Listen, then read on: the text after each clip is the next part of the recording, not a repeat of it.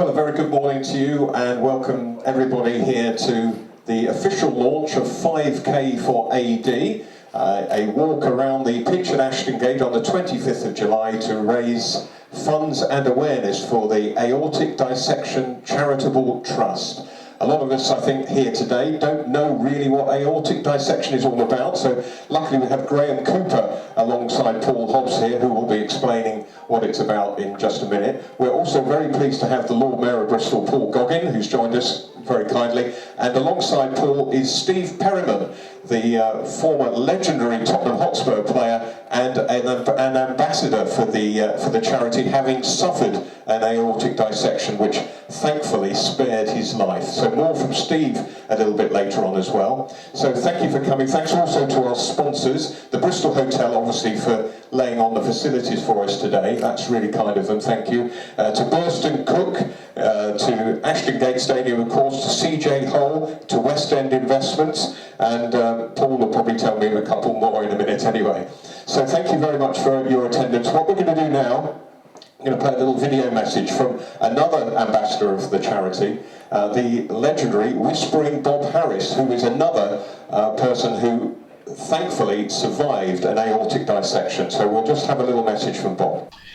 Well, we're just coming up now to the 4th anniversary of me suffering an aortic dissection myself. It was the 31st of May 2019, and it took me completely by surprise. It really did. I had absolutely no idea that I suffer from prostate cancer, so I'm pretty carefully monitored in terms of how I am, my readings, my blood pressure, everything. I go into the oncology clinic every month for treatment, and so they keep a very close eye on me. So as far as I was concerned, everything was fine. The one caveat is the fact that at the time I was in a very sort of stressful domestic situation, and there was a lot of sort of stress in my way at that time. And I was out walking with a friend of mine who, he and I used to walk his dog through the village. And on the walk, I began to feel really ill. He ran me straight home. I dialed 111. The ambulance arrived. Spent about an hour here in my drive, literally trying to stabilize me and save my life. And then I got blue lighted into the John Radcliffe. And thank goodness there, after they did some basic examinations, they gave me a scan, and that was the key thing, because the scan showed up this tear in my aorta. That was the key thing, because it showed that my aorta had torn pretty much all the way down. It was a really bad situation. I was rushed into ICU, and that night even my family gathered around my bed. Nobody thought I was going to survive.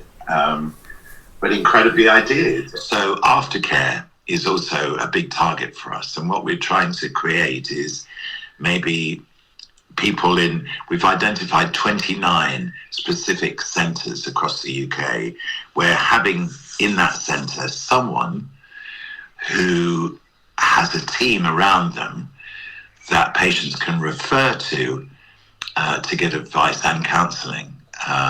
So this is one of the specific points we've been putting to the Health Secretary, Stephen Barclay, to create these units. Now, all of this is expensive. The process of creating the awareness is expensive. So ADCT as a charity, it is incurring expenses by making these films, creating these education, but they're vital. They're absolutely vital. So for Ashton Gate, for example, for that money, some of that money to be channeled into creating these education pathways, that is huge. And the day, if you quantified the day on the 25th of July, it could well be that day saves lives. And that's the whole idea of it. So Paul Hobbs, his 29th year of charity fundraising, and he's raised around about £1 million, including £10,000 2 years ago for walking a marathon on the Grand Pier at Weston. So a fantastic effort by Paul. This is all due to him that we're here today. So Paul, have a few words. Well, first of all, I'd like to thank each and every one of you for coming down today and supporting this this very important cause. As I say, I really do appreciate all your support in helping me do this, and it's great to have so many great people here today in all different, sort of professions. We got some football legends and a surgeon and mayors and stuff. It's really touching to have all you people here supporting me today in this launch. And I hope on the 25th of July that we can really make a massive impact nationally as well. Steve here survived an aortic dissection when he was Director of Football at Exeter City. You've heard what Bob said, you've heard what Paul said. I'm sure you'd like to reiterate that message, Steve. Thank you very much. So Paul mentioned about getting check-up at 65. I didn't reach 65, I was only 60 when my event occurred. Came as a shock. I was lucky. I really have to say that luck played a big part in my missing the bullet as such.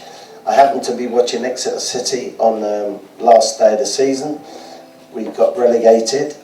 Some people think that caused my aorta dissection, but I don't think it did. I think it was more liable to be snoring and holding my breath and all this stuff that we laugh about. Of course we do. But yeah, it meant that I was on hand with people around me. So you imagine you're indoors on your own and you collapse. That's the end of it. That's the end of it. So we had St John's ambulance people around me, and I got taken by ambulance to the Royal Devon and Exeter Hospital, where I was scanned, similar to Bob, scanned, and that gave them the clue that it was this aorta dissection. And then luckily the helicopter was on call to be able to take me to Plymouth, which I think is the heart centre of Devon, and lovely surgeon waiting there for me to operate. 7 hours. I think I was in hospital, both Plymouth and Exeter, for about 6 weeks recovering. There's a lot more people, more educated, more clever than me solving this problem, but I think I can help in these sort of ways, going on the walk, making people aware of it and telling my story. So thank you for listening and your support for today, and well done Paul, much appreciated, and good luck to you all. Well, none of you have that same situation, but if you do, it's people like these that will help you survive it. So thanks very much. Well done, Steve. Thank you very much indeed. Really good. And personal stories like that really do show you the seriousness of this complication, this condition. So I'm going to have a quick word from the Lord Mayor, and then I'll ask Graham Cooper to explain a little bit more in detail about an aortic dissection. Thank you very much, and thank you for inviting me here today, because before I was invited to the event, like it's been said, I'd never heard of aortic dissection. So, being a man of a certain age myself, that's not a bad thing to find out, and I'm delighted to spread the message as far and wide as I can on my social media and so forth. My partner's worked for the NHS for the last 20 years or so, and she actually works in the Heart Institute with cardiology surgeons, so she's well aware, and hopefully on the day she can come down and maybe bring some people from the Heart Institute as well, the real experts. But yeah, thank you for what you guys do. Paul, you're an amazing guy, and £1 million, I mean, you know, and I was saying to George earlier, that's what makes Bristol Bristol, is that there's a lot of people that do so much to raise money, raise awareness and help others, which is why I've come to love it. So I'll pass back. So I'm going to briefly try and explain what it is. So the aorta is, like Bob said, is the M1 of your body. It's the artery that comes from your heart and carries blood all the way to every organ in the body. So it flows through one channel, and there's just one tube, if you like, that the blood flows down. When you have an aortic dissection, you get a tear on the lining of that tube, so blood gets into the wall of it and separates the layers of the wall, so blood ends up flowing down two channels. And that weakens the wall of the aorta so it can burst, which is why people die from this condition. But it also can block the blood supply to the arteries that supply the brain, your left limbs, your guts, which can have really bad consequences. Some little facts about aortic dissection. About 4,000 people a year in this country have it. About half of those die from it pretty quickly. But those who survive are able, as Steve shows, to live a very good quality of life afterwards. We all do all the social media stuff, and we've got a website if you're interested in finding out more. There's buckets of resources on the website and aimed at all sorts of people. So there's a series of videos that Bob has done that are very much aimed at a lay audience, and then there's some content that is more medically orientated. But thank you once again for coming today. Thank you for supporting us on the 25th of July. Paul, Nigel, thanks for putting all this together. We're all of us very grateful.